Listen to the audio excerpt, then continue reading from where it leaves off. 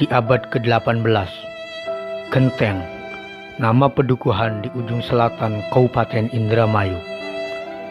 Pesawahannya terkenal subur makmur. Tidak jarang ketika musim panen, banyak sekali orang yang berminat untuk berburu panen atau istilah Jawa ngurung, yang datang dari sekitar Genteng, Indramayu. Bahkan tidak sedikit berasal dari Susukan, Ciwaringin, Palimanan, dan daerah lain di Kabupaten Cirebon.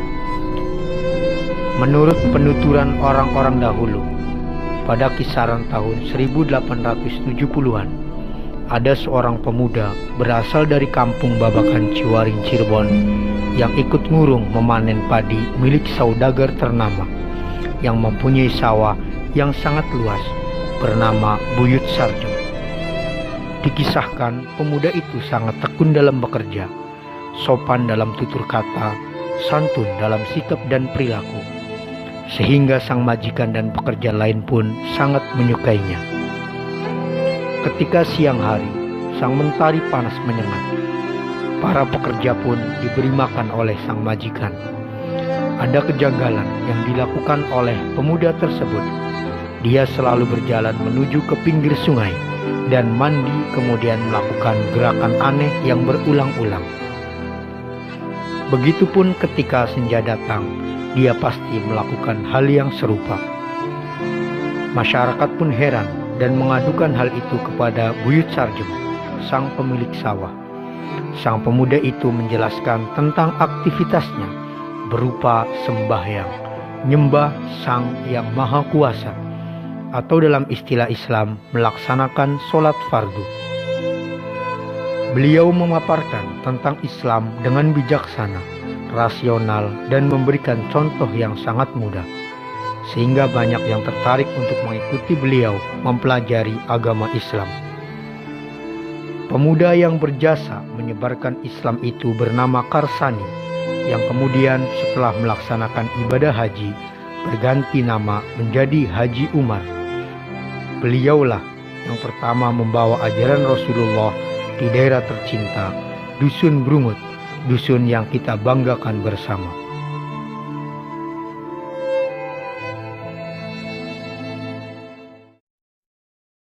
Kebaikan dan kesopanan Kiai Karsani membuat putri sulung Buyut Sarjem yang bernama Nyi Astem terpikat dan jatuh cinta pada beliau. Keluarga Buyut Sarjem pun menyetujui, kemudian dinikahkan, dan alhamdulillah beliau dianugerahi satu anak perempuan dan satu anak lelaki bernama Nyi Sariyah dan Kiai Abdurrahman. Berkat ketulusan dakwah Kiai Haji Umar, Islam di Brungut semakin pesat dan Brungut pun menjadi rujukan pendidikan agama desa sekitar, sehingga Brungut pada saat itu mempunyai julukan Pulekaning Ilmu Pusere Ning Jampi. Setelah berpulangnya Kiai Haji Umar, dakwah Islam pun semakin pesat. Putra beliau Kiai Haji Abdurrahman berangkat menunaikan ibadah haji pada tahun 1926. Di hadapan Baitullah, beliau bermunajat memohon pertolongan Allah untuk bisa membuat bangunan masjid sebagai pusat dakwah Islam. Pada tahun 1927, Kiai Haji Abdurrahman membeli tanah yang terdapat kandang anjing pada seseorang yang bernama Sarbin. Beberapa tahun kemudian didirikanlah bangunan masjid yang diberi nama Nurul Yakin.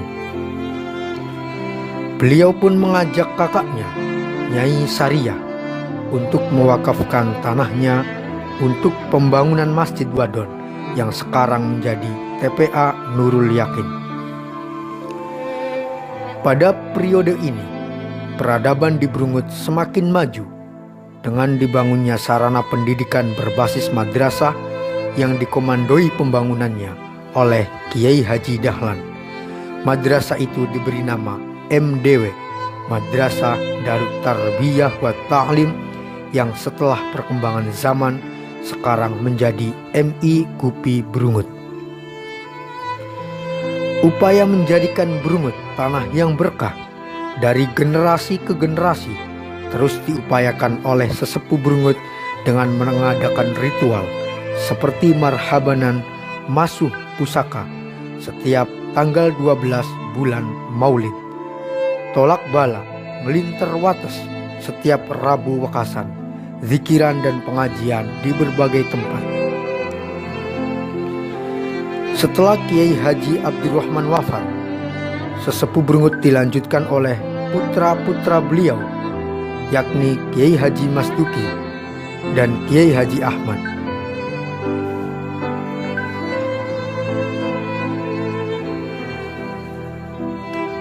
Sepeninggalnya Kiai Haji Ahmad, dilanjutkan oleh Kiai Abdul Haq, Kiai Haji Bajuri, Kiai Haji Izzuddin Soleh, dan sekarang dilanjutkan oleh Kiai Mashkur Hammaski. Seandainya tidak ada Kiai Haji Umar yang datang menyebarkan Islam di Brungut, maka Brungut pun tidak akan marak seperti sekarang. Seandainya tidak ada Kiai Haji Umar yang membabat alas Brungut, Brungut pun masih menjadi daerah yang bodoh dan tidak mengenal peradaban Islam. Sudahkah kita berbalas budi atas jasa-jasa beliau? Buyut-buyut yang lain telah dibangun dengan kokoh dan megah oleh masyarakatnya supaya nyaman dan khusyuk dalam berziarah. Akankah kita tega pusara orang yang berjasa pada kita berserakan dimakan lekangnya waktu?